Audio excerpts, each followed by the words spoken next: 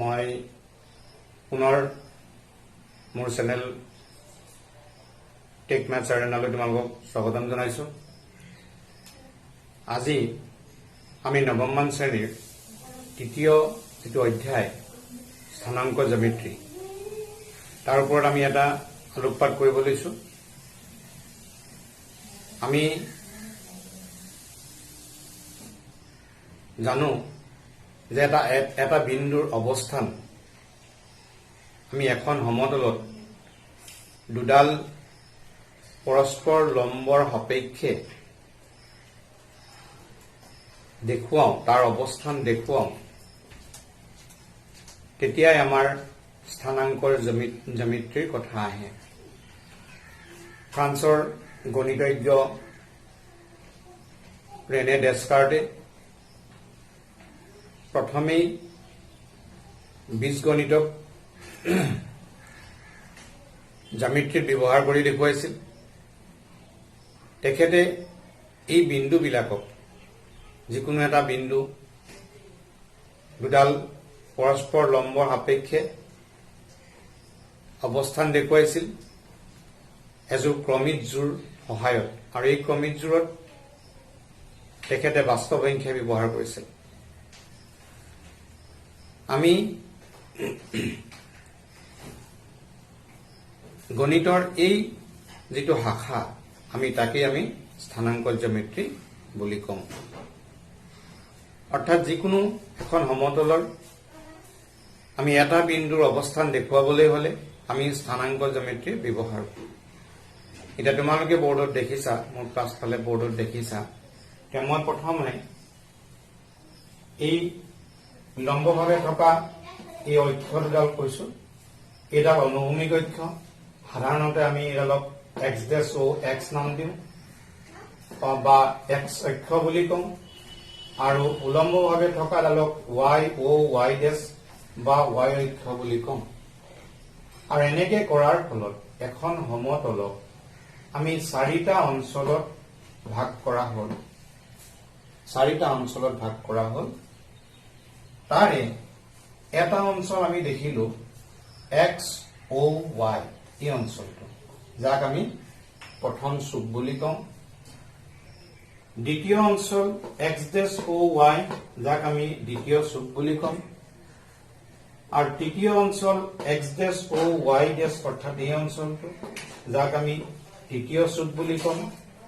আৰু চতুৰ্থ চুকটো হল এক্স অ ৱাই ডেছ, এইটো চতুৰ্থ চুক। আমি যিকোনো এটা বিন্দু এই এখন সমতলত যেতিয়া থাকিব, আমি এই সমতলখনক আমি কাৰ্টেছিয়ান সমতল বুলি কম। কাৰণ মই তোমালোকক আৰম্ভণিতে উল্লেখ কৰিছো যে ৰেনে ডেস্কাৰ্টে এই স্থানাংক জ্যামিতি প্ৰথমে তেখেতে বীজগণিত জ্যামিতিত ব্যৱহাৰ কৰিছিল, আৰু তেখেতৰ যিটো ডেস্কাৰ্ট, সেই ডেস্কাৰ্ট শব্দটোৰ কাৰ্ট শব্দটোৰ ব্যৱহাৰ কৰি আচলতে কাৰ্টেছিয়ান সমতলখন নাম দিয়া হয়। সমতলখনক কাৰ্টেছিয়ান সমতল বুলি নাম দিয়া হৈছে। এতিয়া আমি ধৰি ললো আমাৰ এটা বিন্দু, যেনিবা এইটোৱেই এই বিন্দুৰ আমি অৱস্থান ক'ত কেনেকে গম পাম? তেতিয়া প্ৰথমতে আমি কম এই ৱাই অক্ষডালৰ পৰা সোঁহাতে আছে ই 1 আৰু 1, অৰ্থাৎ 2 একক দূৰত। গতিকে আমি ইয়াক 2 বুলিয়ে লিখিম, কাৰণ ইয়াৰ পৰা 2 একক দূৰত্বত আছে। আৰু এক্স অক্ষৰ পৰা 1, 2, 3, 4, 5 একক দৈৰ্ঘ্যত আছে। গতিকে এইটো হল 2, 5। ঠিক সেইদৰে আমি আন এটা বিন্দু লৈছো, এইটো বি। এইটো বিন্দু যদি সোঁফালে আছে, তেনেহলে এই বিন্দুটো আমি বাওঁফালে আছে ৱাই অক্ষডালৰ। যিহেতু আমি সোঁফালে আমি সাধাৰণতে লোৱা যিটো নিয়ম ধনাত্মক, গতিকে বাওঁফালটো আমি ঋণাত্মক ধৰিব লাগিব। কে একক আহিলে 1, 2, 3, 4 একক আহিলে তেনেহলে ইয়াৰ স্থানাংক হব -4। এক্স স্থানাংক বুলি কয়, এইটো এক্স স্থানাংক বুলি কয়। আৰু এতিয়া আমি ৱাই স্থানাংক উলিয়াম কেনেকে? এক্স অক্ষৰ পৰা কিমান দূৰত আছে? 1, 2, 3, 4, 5 একক দূৰত আছে, আৰু ওপৰৰ ফাললৈ আছে। জেনেৰেলি y অক্ষৰ ওপৰ ফাললৈ আমি ধনাত্মক অক্ষ বুলি কম আৰু তলৰ ফাললৈ আমি ঋণাত্মক অক্ষ বুলি কম x অক্ষৰো ঠিক সেইদৰে এই OX অৰ্থাৎ এই সোঁ ফাললৈ এডাল আমি ধনাত্মক x অক্ষ আৰু এই ফাললৈ এডালক আমি ঋণাত্মক x অক্ষ বুলি কৈছো এতিয়া আন এটা বিন্দু আমি যদি চাওঁ এই বিন্দুটো এটো চতুৰ্থ চুকত দেখা পাইছো এটো সোঁহাতে গৈছে 1 2 3 একক গতিকে সোঁহাতে যোৱাৰ কাৰণে আমি 3 লিখিলো +3 লিখিলো x স্থানাংক পালো y স্থানাংক কেনেকৈ পাম তললৈ আহিছে তললৈ আমি সাধাৰণতে এটো ঋণাত্মক বুলি কৈছিলো গতিকে মাইনাস কিমান একক আহিলে ইয়াৰ পৰা যদি গণনা কৰো 1 2 এই 2 একক আহিলে ঠিক সেইদৰে আমি আন এটা বিন্দু লৈছো ধৰা হল এই বিন্দুটোকে লৈ লৈছো এটো C বিন্দু নাম দিলে এটো D বিন্দুৰ স্থানাংক কেনেকুৱা তাৰমানে ই ক'ত আছে নো কেনেকৈ বুজাম এতিয়া প্ৰথমতে x স্থানাংক উলিয়াবা অৰ্থাৎ y অক্ষৰ পৰা দূৰত্ব এতিয়া আমি 1 2 3 4 অৱশ্যে বাওঁফালে আহিছে কাৰণে -4 আৰু তললৈ 1 2 3 তললৈ আহিছে কাৰণে আমি সাধাৰণতে ঋণাত্মক ধৰি আছো এটো 3 একক দূৰত্ব আহিছে নহয় জানো সো -3 বুজি পাইছা এতিয়া এইখিনিলৈকে এটা কথা আমি দেখিলো যে প্ৰথম চুকত আমি যিবিলাক বিন্দু পাইছো হিহঁতৰ দুইটা চিনেই ধনাত্মক গতিকে প্ৰথম চুকৰ বিন্দুবিলাক সাধাৰণতে এনেকুৱা আকাৰৰ হয় আৰু দ্বিতীয় চুকত আমি দেখিছো বিয়োগ যোগ অৰ্থাৎ x স্থানাংকটো বিয়োগত হয় আৰু y স্থানাংকটো আমি ধনাত্মক হয় যোগত হয় গতিকে ইয়াৰ আকাৰবিলাক সাধাৰণতে বিন্দুবিলাকৰ বিয়োগ যোগ হ'ব ঠিক সেইদৰে তৃতীয় চুকত আমি দেখিলো বিয়োগ গতিকে ইয়াত হ'ব বিয়োগ আৰু বিয়োগ আকাৰত পাম বিন্দুবিলাক ইয়াত আমি দেখিলো যোগ বিয়োগ অৰ্থাৎ x স্থানাংকটো যোগত থাকিব y স্থানাংকটো বিয়োগত থাকিব গতিকে ইয়াৰ ক্ষেত্ৰত আমাৰ বিন্দুটোৰ আকাৰটো হ'ব এটো যোগ আৰু বিয়োগ নহয় জানো এতিয়া আৰু এটা কথা মন কৰিবা এই x অক্ষ আৰু যেটো x অক্ষ আৰু y অক্ষৰ যেটো ছেদ বিন্দু হেতুক আমি মূল বিন্দু বুলি কম আৰু এই মূল বিন্দুৰ স্থানাংক আমি মূল বিন্দুৰ স্থানাংক মূল বিন্দুনো কোনটো ওৰ স্থানাংক মূল বিন্দুৰ স্থানাংক হ'ব 0 0 বুজি পাইছা আৰু এটা যদি আমি চাওঁ যে যদি আমি এটা বিন্দু ইয়াত আছে বুলি ধৰি লম এখিনিতে মই আৰু এটা কথা কৈ লম যে আমি যেটো x স্থানাংক কৈছো এটো মন কৰিছানে এটো y অক্ষৰ পৰা দূৰত্ব এটো ইয়াৰ বিন্দুৰ স্থানাংক x y অক্ষৰ পৰা দূৰত্ব আৰু y স্থানাংক কি বুজায় এই x অক্ষৰ পৰা দূৰত্ব এই চিনটোৱে তোমাক কি ক'ব যে সোঁফালে নে বাওঁফালে তললৈ নে ওপৰলৈ এইবিলাক ক'ব কিন্তু x স্থানাংকই সদায় y অক্ষৰ পৰা দূৰত্ব বুজাব আৰু y স্থানাংকই সদায় x অক্ষৰ পৰা দূৰত্ব বুজাব এতিয়া আহিলো আমি এই বিন্দুটোৰ অৱস্থান নিৰ্ণয় কৰিবলৈ যাওঁতে x অক্ষৰ পৰা দূৰত্বটো আমি প্ৰথমতে y অক্ষৰ পৰা দূৰত্বটো চাম তেতিয়া x স্থানাংকটো পাম y অক্ষৰ পৰা এই দূৰত্বটো আছে 1 2 3 আৰু সোঁহাতে আছে কাৰণে +3 হ'ল এতিয়া x অক্ষৰ পৰা দূৰত্বৰ কাৰণে আমি y স্থানাংক বিচাৰিম কিন্তু ই x অক্ষৰ ওপৰতে আছে গতিকে x অক্ষৰ পৰা দূৰত্ব কিমান বুলি সুধিলে আমি ক'ব লাগিব 0 তে ঠিক সেইদৰে মই আন এটা বিন্দু যদি ইয়াত লৈছো এটো বিন্দু x অক্ষত আছে যেনেকৈ ই আছিল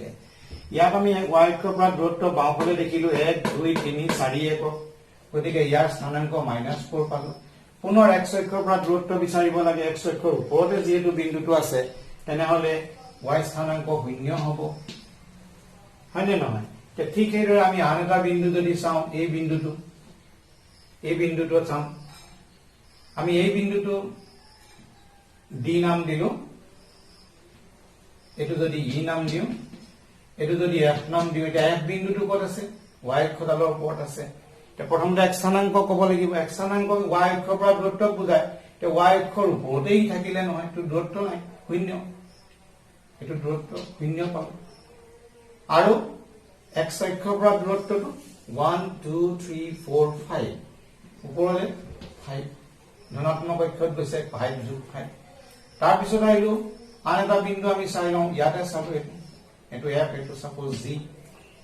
এতিয়া ইয়াৰ পৰা আমি প্ৰথমতে x স্থানাংক চাম x স্থানাংক বুলিবলে নাই নহয় কাৰণ y অক্ষৰৰ ওপৰতে আছে x স্থানাংক হলে y অক্ষৰ পৰা দূৰত্বটোহে লাগে ই যেটো y অক্ষৰ ওপৰতে থাকিলে তেনেহলে আকৌ আমি স্থানাংকটো পালো 0 পালো আৰু y স্থানাংক 1 2 তললৈ আহিলে অৰ্থাৎ ঋণাত্মক দিশত তেনে বিয়োগ 2 পালো নহয় জানো গতিকে ইয়াত আমি আৰু এটা কথা আমি এটা সিদ্ধান্তলৈ আহিব পাৰো যে x অক্ষত সদায় y স্থানাংকৰ বিলাক 0 হ'ব আৰু y অক্ষত সদায় x স্থানাংক 0 হ'ব অৰ্থাৎ x অক্ষত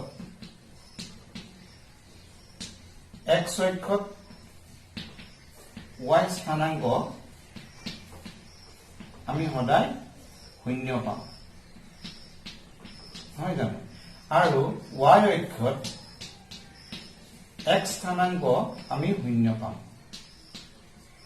y অক্ষত x স্থানাংক 0 হ'ব x অক্ষত y স্থানাংক 0 হ'ব সেই কাৰণে তোমালোকে পাবা যে x অক্ষৰ সমীকৰণ কি যে y 0 y অক্ষৰ সমীকৰণ কি x 0 এনেকে কোৱা হয় হ'ব এতিয়া আমি আৰু এটা কথা আমি আহো মই কেইটামান বিন্দু ইয়াত লৈ থৈছো a b c d e f g h কেনেকে এই বিন্দু কেইটা আমি আমাৰ চক কাগজ এখনত বহুৱাম তাকে চাবলৈ লৈছো তে প্ৰথমতে আমি দেখিলো এই প্ৰথমতে এডাল টানিলো y অক্ষ এডাল টানিলো x অক্ষ x ডেশ o x y o y ডেশ এনেকুৱা যেটো আমি সাধাৰণতে নিয়মত দি থাকো তেনেকুৱা ধৰণে দি ললো এতিয়া এইটো আহিলো -2 3 কেনেকে পাম ইয়াত তুমি প্ৰথমতে ইয়াত হাত দিবা ইয়াত এইটো মূল বিন্দুত তে -2 বাওঁফালে 2 একক 1 2 তে আমি যদি এইবিলাকত হেৰি কৰি লব পাৰা এফালে 1 এফালে 2 হ'ব ইয়াত 3 হ'ব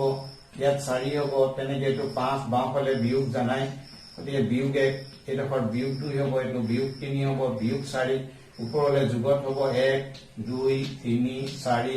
তললে আমি এনেকে নিৰ্দিষ্ট আমি দূৰত্বত আমি এনেকে